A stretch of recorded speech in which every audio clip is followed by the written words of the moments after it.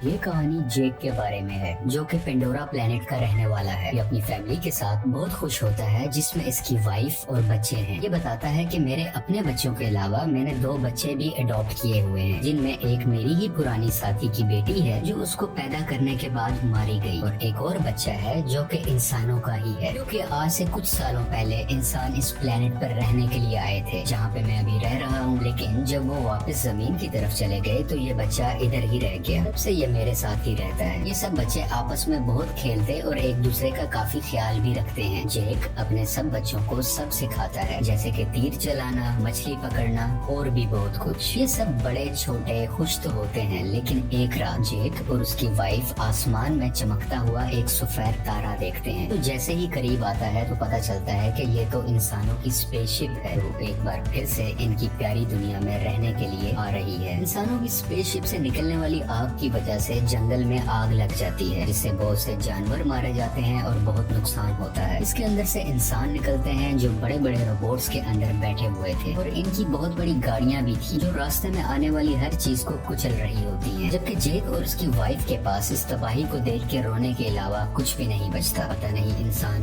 कब इंसान बनेंगे। अब लैब को दिखाया जाता है, जहाँ एक नीले रंग का इंसान जो बिल्कुल जेक और उसकी फैमिली जैसी शक्ल का लग रहा था, वो बेकाबू होकर उठता है और आसपास के लोगों को मारने लगता है। उसको उसके साथी कंट्रोल करते हुए बताते हैं कि आप हमारे कॉलोनल हैं, यानी कर्नल हैं, और आप इंसान ही हैं। हमने आपके मरने के बाद आपको मॉडर्न टेक्नोलॉजी की मदद से ऐसी बॉडी दे दी है जिस वजह से आप इस प्लेनेट पे जिंदा रह सकेंगे। आप दिखने में इस प्लेनेट के लोगों जैसे ही लगेंगे, तो आपको फिक्र करने की कोई जरूरत नहीं है। इसी तरह बहुत से इंसानों को ऐसी बॉडी दे दी जाती है, जो कि हम इन कर्नल के आसपास खड़े लोगों में देख भी सकते हैं। दूसरी तरफ जेक और उसके साथी इंसानों को रोकने के लिए उनकी ट्रेन को तबाह कर देते हैं, जिसमें उनके हथियार और खाने का सामान जा रहा था। ये लोग खुद उड़ने वाले क्रिएचर्स पर थे और इंसानों के हेलीकॉप्टर्स को भी तबाह करने के बाद उनका सामान लूट लेते हैं। जब कर्नल को इस होने वाले नुकसान का पता चलता है तो वो जेक को मारने का प्लान करता है, क्योंकि जेक ही है जो नावी लोगों का लीडर है। बेसिकली जेक और उस जैसे दिखने वाले लोगों को नावी कहा जाता है। ये सभी वो लोग हैं जो जंगलों में रहते हैं और इन्हीं ने ट्रेन पर अटैक भी किया था। लेकिन कर्नल की सीनियर ऑफिसर उसको बताती है कि हमने जब भी जेक के जंगल में अपने जहाज भेजे तो उनके उड़ने वाले क्रिएचर्स ने हमेशा उनको तबाह किया। तुम ही हमारी उम्मीद हो जो कुछ कर सकते हो। तो कर्नल जंगल में अपने कुछ साथियों के साथ पैदल जाता है, जहाँ पर जेक के बच्चे खेल रहे थे। वो अपनी तरफ इंसानों को आता देखकर अपने फादर को बताते हैं, लेकिन उसी वक्त इंसान उनको पकड़ लेते हैं। कुछ ही देर में जेक की वाइफ वहाँ पर पहुंचकर एक इंसान के सर से तीर आर पार कर देती है। दोनों में लड़ाई शुरू हो जाती है। जेक की वाइफ अपनी बाकी बच्चों को तो बचा लेती है, लेकिन कर्नल उसके उस बेटे को उठा के अपने साथ ले जाता है जो इंसानी शक्ल वाला बच्चा था, जिसको इन्होंने अडॉप्ट भी किया हुआ था। जेक की वाइफ अपने बच्चे को लेके परेशान ही थी कि जेक कहता है कि हमें इस जंगल को छोड़कर जाना होगा, क्योंकि मैं यहाँ का लीडर हूँ और वो कर्नल मेरे पीछे है। क्योंकि जब पहले इंसान यहाँ आए थे तब मैंने ही कर्नल को मारा था, क्योंकि वो नीले जिस्म एवाटार में जिंदा होकर दोबारा आया है, तो वो मुझे मारना चाहता है। अगर मैं, तुम और हमारी मुकम्मल फैमिली यहाँ से चली गई तो हम अपने कबीले के बाकी लोगों की जान बचा सकेंगे, क्योंकि हमारा पकड़े जाने वाला बच्चा जल्दी हमारी लोकेशन बता देगा कि हम कहाँ रहते हैं और इंसान यहाँ तक पहुँच जाएंगे। जेक की वाइफ जाना तो नहीं चाहती, लेकिन आखिरकार मान जाती है। जबकि दूसरी तरफ इंसान जेक के बच्चे पर जुल्म कर कर उसके घर का पता पूछ रहे होते हैं, लेकिन वो हिम्मत करता है और कुछ भी नहीं बोलता। तभी कर्नल आकर उनको रोकते हैं और कहते हैं कि ये इंसान है, तो इसे हम इंसानों की तरह बात करेंगे। ये उसकी तरफ दोस्ती का हाथ बढ़ाकर बताता है कि मैं तुम्हारा असली फादर हूँ, और आखिरी बार जब मैं दुनिया में आया था तो मैं जानबूझकर तुम्हें यहाँ छोड़ के गया था, क्योंकि मैं साथ तुम्हें लेकर नहीं जाना चाहता था, लेकिन अब मुझे एहसास है और मैं तुम्हें अपने साथ वापस लेकर जाऊंगा। इस पर वो मासूम बच्चा मान जाता है कि ठीक है, मैं आपको जगह दिखा दूंगा। जबकि दूसरी तरफ जेक और उसकी फैमिली अपने कबीले को छोड़कर अपने उड़ने वाले क्रिएचर्स पर बैठ के यहाँ से बहुत दूर चले जाते हैं, कि कम से कम कहीं रहने को नया ठिकाना मिले और वो वहाँ पे रह सके।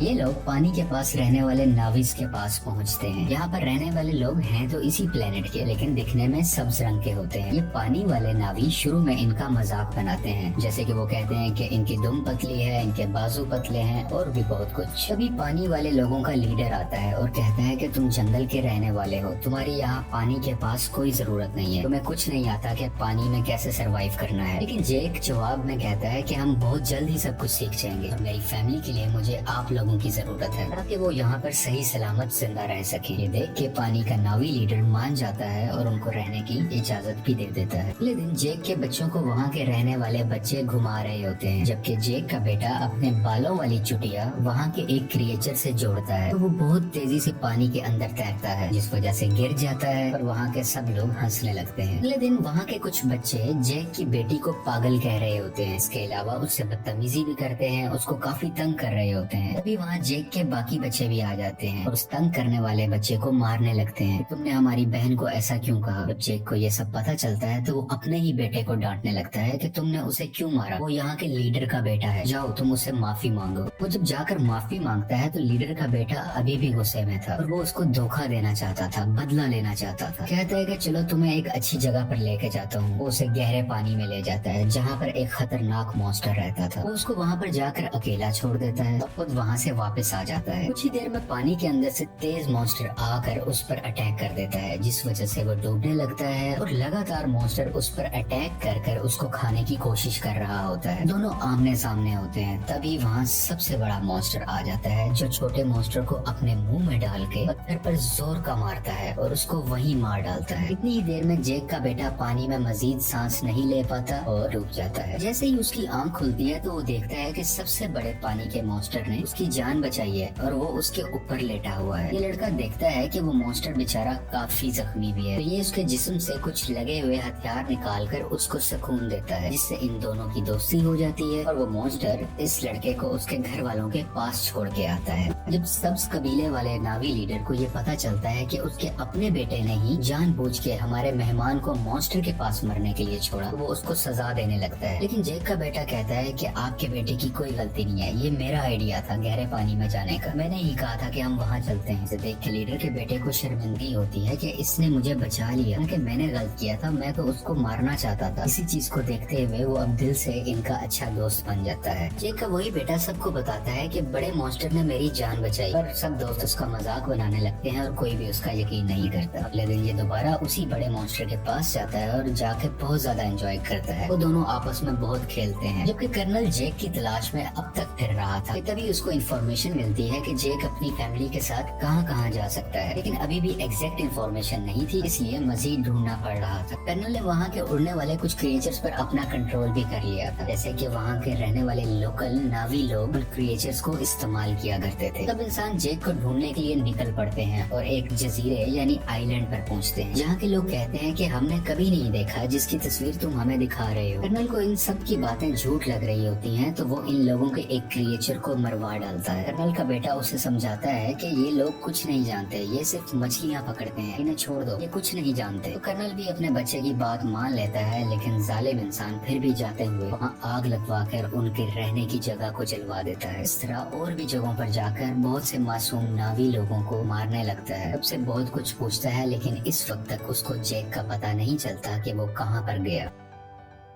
इसी तरह ये सब इंसान पानी वाले एक क्रिएचर को देखते हैं, उस पर भी लोहे की बनी हुई चेन और कुछ छोटे मिसाइल से अटैक करते हैं। इसके अलावा एक ऐसी अल्ट्रासोनिक गन से भी अटैक करते हैं जिससे वो मॉन्स्टर इंसानों पर हमला ही नहीं कर पाता, इंसान इसको बड़े आराम से पकड़ सके। वो बेचारा मॉन्स्टर अपने छोटे बच्चे के साथ तैर रहा होता है, जिसने इंसानों का कभी कुछ नहीं बिगाड़ा था, लेकिन वो दर्द से तड़प रहा था, चीख रहा था और आखिरकार वहीं पर मारा जाता है। उसका छोटा सा बच्चा इर्द गिर्द घूम कर उसको आवाजें दे रहा होता है और इंसान बहुत ही बेशर्मी के साथ खुशी में तालियां बजा रहे थे कि वो अपने मिशन में कामयाब हो गए। ये सब देखकर कर्नल का बेटा काफी तकलीफ में होता है, क्योंकि उसको इन सब जानवरों की फिक्र थी और वो इस होने वाले जुल्म को बिल्कुल बर्दाश्त नहीं कर रहा होता। इंसान उस क्रिएचर को पकड़कर अपने साथ ले जाते हैं, उसके मुंह के अंदर जाकर ड्रिल मशीन से उसके मुंह के ऊपर वाले हिस्से में सुराख करते हैं, जिसके अंदर से एक पीले रंग का लिक्विड निकलता है, जो कि एक ऐसा पानी है कि जो भी पिएगा उसकी उम्र बहुत कम स्पीड से बढ़ेगी, यानी उसको जिंदा रहने के लिए बहुत से साल मिल जाएंगे और वो जल्दी नहीं मरा करेगा। और इस लिक्विड की कीमत भी करोड़ों डॉलर्स में है, इसको ये मार्केट में बेच के बहुत पैसा कमाने वाले हैं। अगले दिन मरने वाले मॉन्स्टर क्रिएचर को सब्ज नावी लोग देख लेते हैं। इसके बाद जेक को बुरा भला कहने लगते हैं कि तुम्हारी वजह से इंसान इधर तक पहुंच गए और अब वो हमारे क्रिएचर्स को मार रहे हैं और बहुत जल्द हमें भी, इसलिए जो भी हुआ सो हुआ। ग्रीन नावी लीडर कहता है कि हम इंसानों से मुकाबला करेंगे। इसके कुछ देर बाद ही जेक का बेटा सबसे सबसे बड़े मॉन्स्टर से एक बार फिर मिलने जाता है और देखता है कि उसके ऊपर एक एंकर जैसी डिवाइस लगी हुई है, जिसकी वजह से उस मॉन्स्टर को उस डिवाइस ने वहीं रोका हुआ था और वो वहाँ से हिल ही नहीं पा रहा था, क्योंकि इंसान उस लिक्विड को हासिल करने के लिए और भी मॉन्स्टर्स को मारने का इरादा रखते हैं। और इस बार बारी है जैक के बेटे के बड़े मॉन्स्टर की,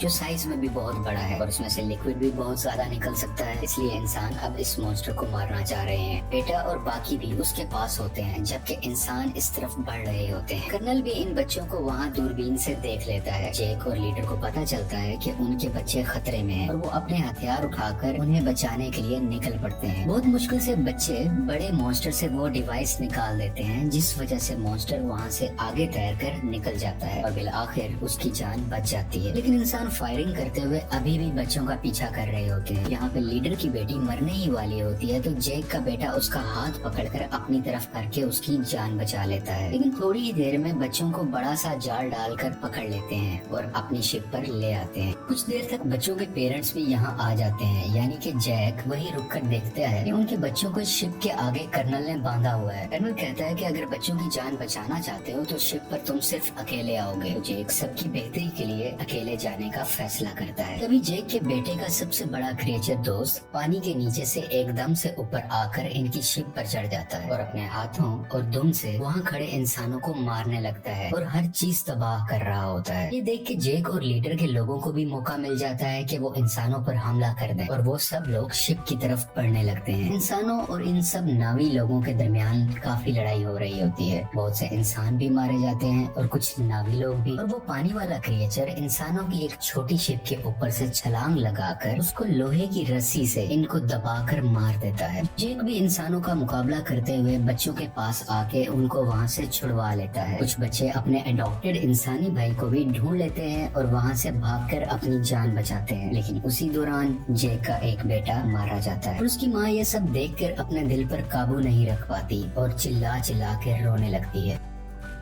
जैक के दो बच्चे फिर से कर्नल ने पकड़ लिए होते हैं और वो लोग इंतजार कर रहे होते हैं कि जैक इनको बचाने आएगा और इसी मौके को देखते हुए हम उसे मार डालेंगे। जैक वहाँ बड़ी खामोशी से आकर धमाका करता है, जिससे हर तरफ आग ही आग हो जाती है। बहुत से इंसान भी मारे जाते हैं। उसकी वाइफ भी बहुत से इंसानों को अपने तीर से हमेशा के लिए खत्म कर देती है और एक इंसान को गुस्से वाली आंखें दिखाते हुए मार डालती है, क्योंकि अभी अभी उसने अपना बेटा खोया था। उसकी आंखों में दर्द था। मौका देखते हुए कर्नल जैक की बेटी की गर्दन पर चाकू रख के उन सबको हथियार डालने का कहता है। लेकिन उसी दौरान जैक की वाइफ वहाँ आकर कर्नल के ही बेटे की गर्दन पर चाकू रख देती है, जिसको देखते हुए कर्नल को उसकी बेटी को छोड़ना पड़ जाता है। अब फाइनली कर्नल और जैक की आपस में हैंड टू हैंड लड़ाई होती है। इसमें बहुत मुश्किलों के बाद जैक कर्नल का गला अपने हाथों में दबाकर उसे मार देता है और आखिरकार ये जालिम कर्नल पानी में डूबने लगता है। लेकिन कर्नल का बेटा उसे डूबने से बचाकर पानी के ऊपर ले आता है, क्योंकि कर्नल ने उसकी जान जो बचाई थी जब जैक की वाइफ ने उस पर चाकू रखा हुआ था। जब कर्नल कहता है कि बेटा मेरे साथ आओ, तो वो उस पर गुस्सा कर अपनी फैमिली के पास चला जाता है, यानी कि जैक के पास। और इसको देखकर जैक की फैमिली भी बहुत खुश होती है और उसको पहले की तरह ही प्यार करती है। फिर में जैक अपने मरने वाले बेटे को पानी के अंदर दफना देता है और उस वक्त उसको सब पुराना याद आ रहा था कि मेरा बेटा जो आज मरा है उसको मैंने कैसे अपने हाथों में उठाया था जब वो पैदा हुआ था, और आज अपने ही हाथों से दफन भी कर रहा हूँ। और इस फिल्म की कहानी यहीं पर खत्म हो जाती है।